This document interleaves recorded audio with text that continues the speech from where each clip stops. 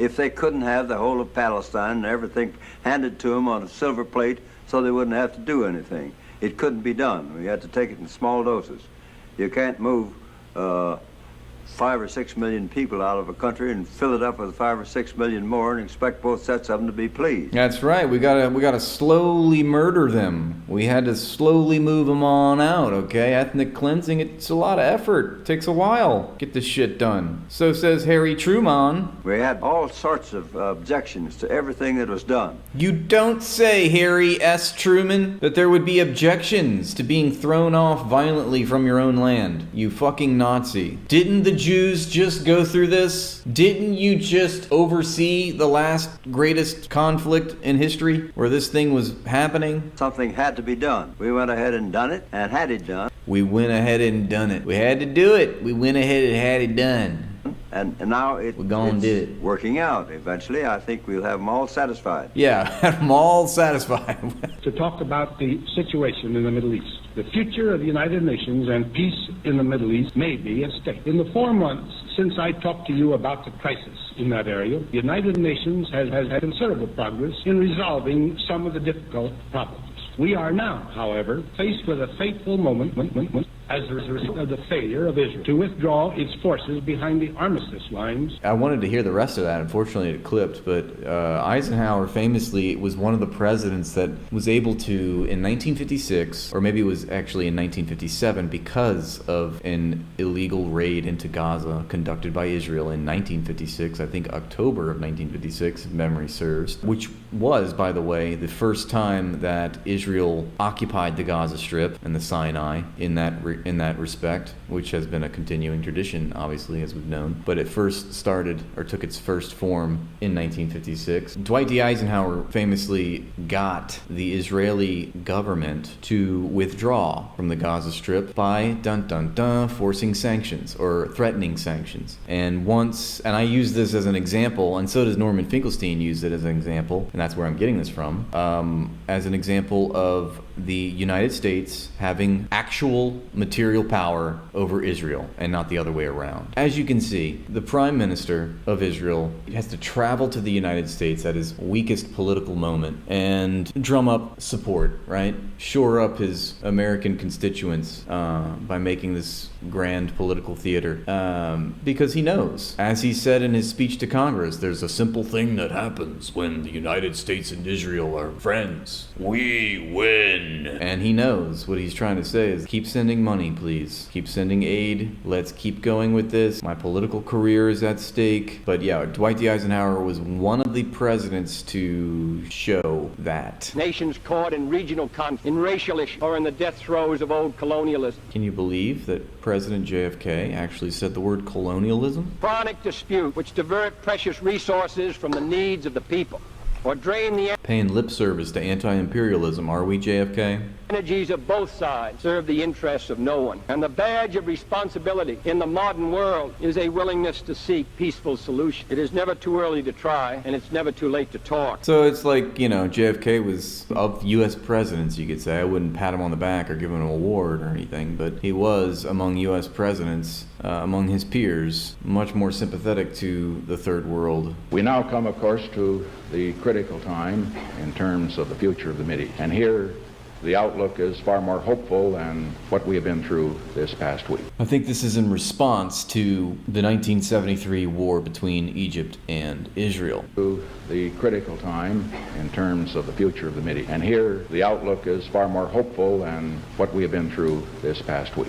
I think I could safely say that the chances for not just a ceasefire, which we presently have, and which of course we have had in the Mideast for some time, but the outlook for a permanent peace is the best that it has been in 20 years. Importance that continued movement toward peace on a justifiable basis in the Middle East, it's vital to that area of the world and probably to the world as a whole.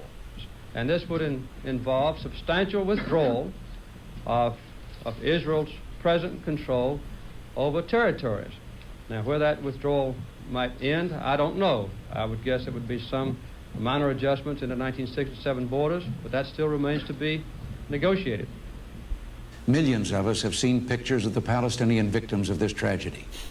There's little that words can add. Here's Satan. But there are actions we can and must take to bring that nightmare to an end. Puts Kamala's statements in perspective, doesn't it? You think she's actually paying lip service to the Palestinian plight. Well, so did f***ing Reagan, all right?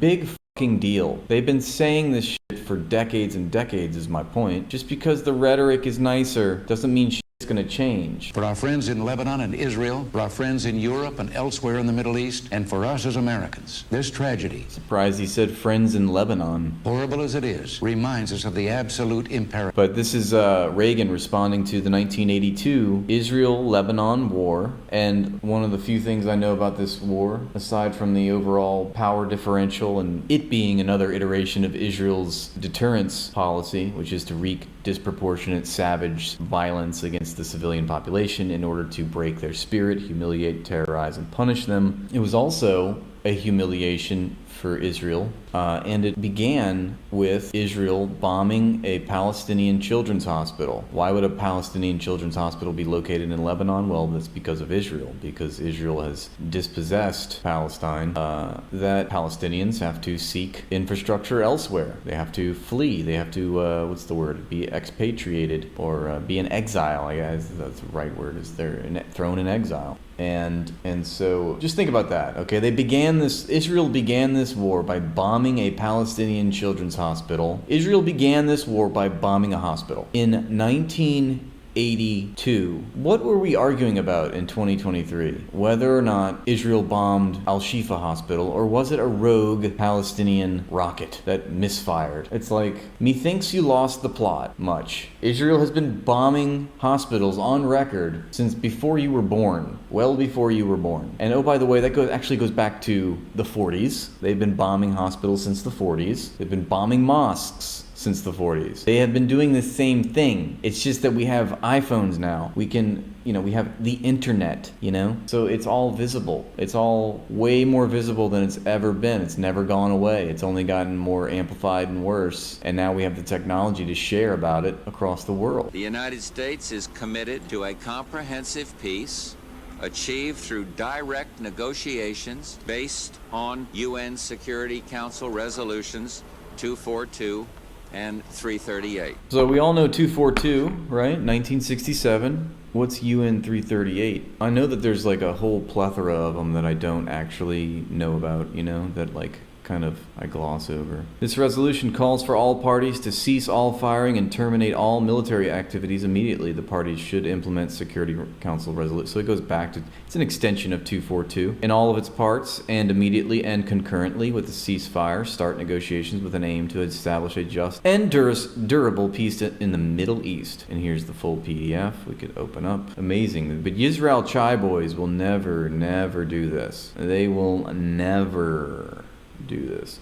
So Resolution 338 was from 1973. Calls upon all parties to the present fighting to cease all firing and terminate all military activity no later than 12 hours after the moment of the adoption of this decision in the positions they now occupy. Calls upon the parties concerned to start immediately after the ceasefire to implement 242. So like I said, an extension of 242 in all of its parts. 3. Decides that immediately and concurrently with the ceasefire, negotiations shall start between the parties concerned under appropriate auspices aimed at establishing peace in the Middle East. So that's just, I guess that's why UNSC 338 is not as quoted in the historical record as 242, obviously. This remains the building block for a viable negotiation for a durable settlement. This is our goal. What do I think of Syria? I think the U.S. military should leave Syria and let the people self-determine on their own. We understand that the United States military literally owns half the territory. Half of the Syrian territory is owned literally by the United States. Glizzy is a marijuana joint? Oh my god, we got a Fed in the chat? Jesus Christ. James, get the out of here. Hey guys, let's go smoke some glizzies, am I right? No, James. You're actually quite wrong. Bill Clinton, obviously, the Oslo Accords. There's Netanyahu right there. Offered the chance for the parties to break the logjam and finally take the next essential steps for peace in the Middle East. There's Yasser Arafat. That is Netanyahu. Remember, as we come together again, that in the end, peace is more than a process. Peace is more than a process. It is a process, but it's more than a process. It's actually way more than a process. What is it, Bill Clinton? What is it? It is, in the end, a destination. That's right, a destination. And what are destinations if not in the future? Remember that when the United States wants peace and when Israel wants peace, remember those things happen immediately. When the United States and Israel do not want peace, it's a destination. It's to be had in the future. Some unforeseeable time in the future, there will be peace and we will get there, but it's going to take hard work because there's a lot of history and it's complex. We must have a path. There shall be a path to peace. Now, famously, a part of the Oslo Accords, which was a farce, which was a scam, which did not, in fact, recognize the Palestinians' right to self-determine, okay? Did not actually give the Palestinians agency over their land, resources, and labor, did not recognize their national territory and their national identity as a people. I know it's the Oslo Accords, but like, apart from that, well, A, Israeli officials themselves are on record as of saying, if I were Palestinian, I would not have accepted the Oslo Accords. The point was the interim period, because remember we're talking about destinations. It's like pathway to peace. You know, it's always in the future. Well, the Oslo Accords famously had baked into it the agreement that there would be a 5-year grace period. There would be a 5-year, what did they call it? Confidence building. That's what it was. A 5-year confidence building period. So Norman Finkelstein, I think, brings this up pretty astutely of Norman to bring this up. But, you know, going back to Egypt and Israel in 1973, or maybe it was in the later 70s. I know there was something in 1979 as well between Egypt and Israel, another conflict. And when Carter, got involved, like the peace deal was reached immediately. Egypt got its peace immediately. Israel got its peace immediately.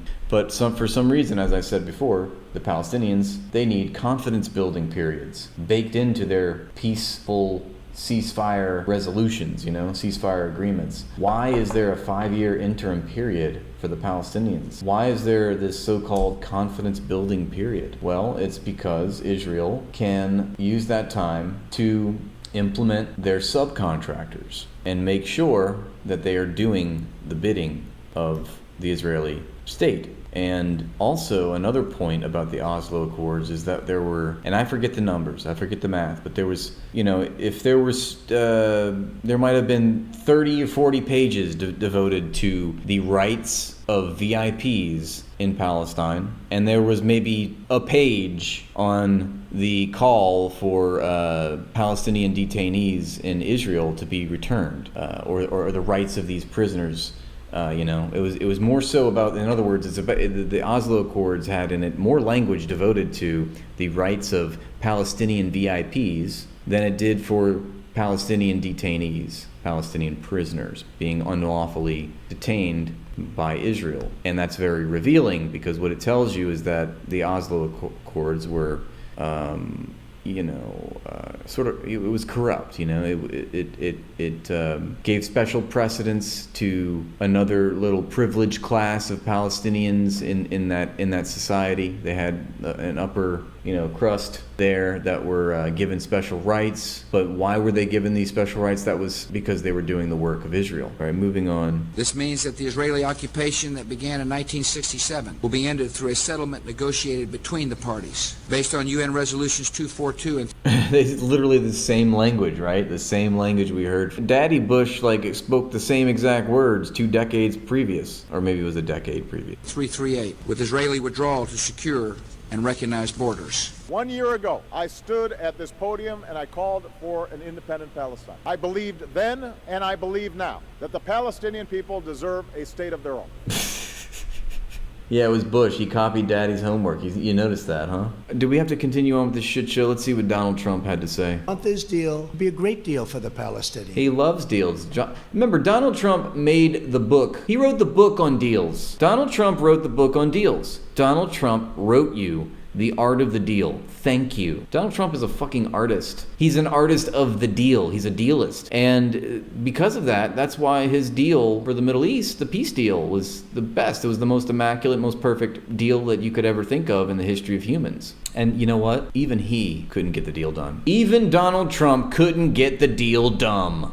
So that tells you just how complex peace in the Middle East just Has to be. It has to be. It has to be. Today's agreement is a historic opportunity for the Palestinians to find. We're giving them a really nice deal. You know what? If they just accepted the UN partition plan in 1947, then none of this would have happened. That was a good deal. They should have thought about that. They should have thought about violently resisting being thrown off their land before they decided to violently resist. Because that was a bad move. Remember the Nazis coming in and deporting the Jews? If only the Jews would have acted right. If only the Jews had, I don't know, just accepted the policies of subjugation by the Nazis. Maybe they would have been nicer. Maybe if they gave up their property willfully and didn't go all kicking and screaming, maybe the Nazis wouldn't have deported the Jews, and maybe they would have saved them. Maybe the Nazis would have saved them from their own extermination. But no, you know what? We have the Jews to thank. Thank you, Jews, for the Holocaust. Really, well done. After 70 years of little progress, this could be the last opportunity they will ever have. It's been one of the hardest, most complicated. That's right. It would be the last opportunity. Look, Donald Trump's here. He is your savior. If you don't act now, this might be your last opportunity you'll ever have, Palestinians. Sayonara. Joke's on you, folks. Problems in the world. There's nothing easy about this. Nothing easy about it. All so very difficult. This ain't like going into the ice cream parlor and getting your favorite ice cream, okay? This is a tough deal. Through it all, though, the United States has worked relentlessly to support Israeli security, get humanitarian supplies into Gaza, to get a ceasefire and a hostage deal to bring this war to an end. Yesterday, I have dementia. My name is Joe Biden. Joe Biden said he's Joe Biden. With this new initiative, we've taken an important step in that direction. Okay, well, thank you to Eric Nielsen for putting together that supercut. Shout out to Eric. He's in the chat with us right now. This is his handiwork. Subscribe. How do we share about it? Let's leave a comment. Yesterday, I think I said something to the effect of somebody should make a supercut of all the times that U.S. presidents have said path to peace. Nixon ordered Cambodian genocide. Clinton sent cruise missiles to Sudan, people died. Obama gave the orders to do drone strikes.